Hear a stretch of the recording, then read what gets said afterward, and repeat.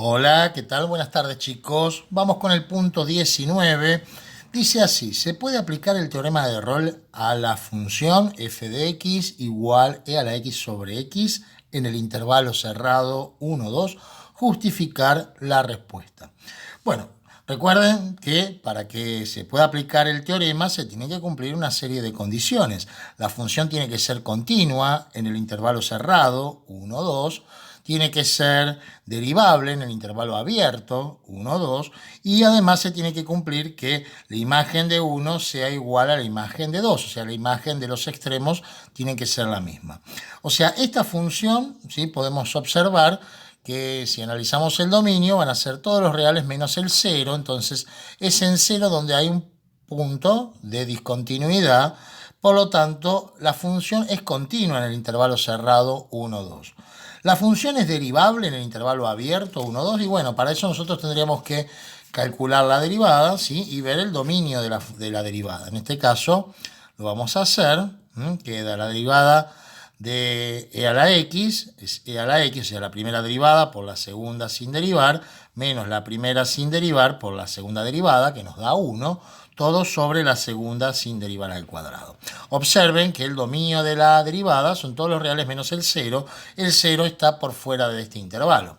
O sea que hasta ahí se vienen cumpliendo las condiciones. El problema es que si yo hago f de 1, esto me da e a la 1 es e sobre 1, o sea, e.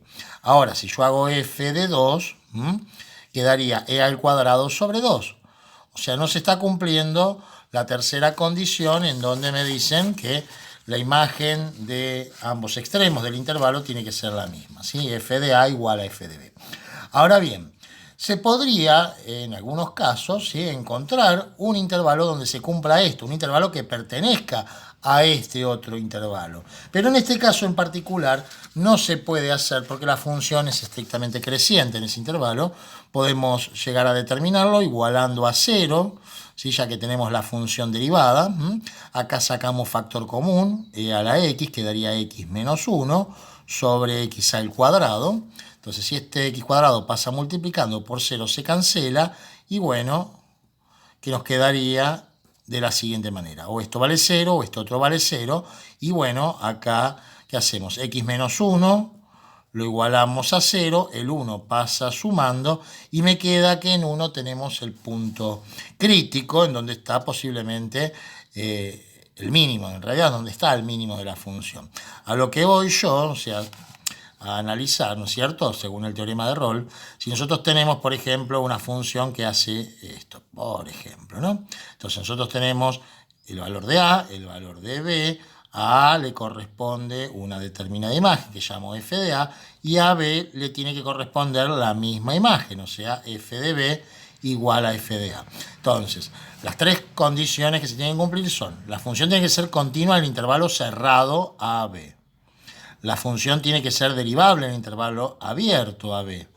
Y f de A tiene que ser igual a f de B. Ahora, en el caso de esta función en particular que estamos analizando, estamos trabajando de 1 a 2, la función va a tener un mínimo en 1, podemos hacer el cuadro de signos como para determinarlo. La función hace algo así, o sea que de 1 a 2 la función es estrictamente creciente, por lo tanto no va a cumplirse nunca esta tercera condición, ¿sí? F de 1 nunca va a ser igual a f de ningún valor intermedio en el intervalo 1, 2, ¿sí? Por lo tanto, no se puede aplicar el teorema. Vamos con el siguiente, chicos.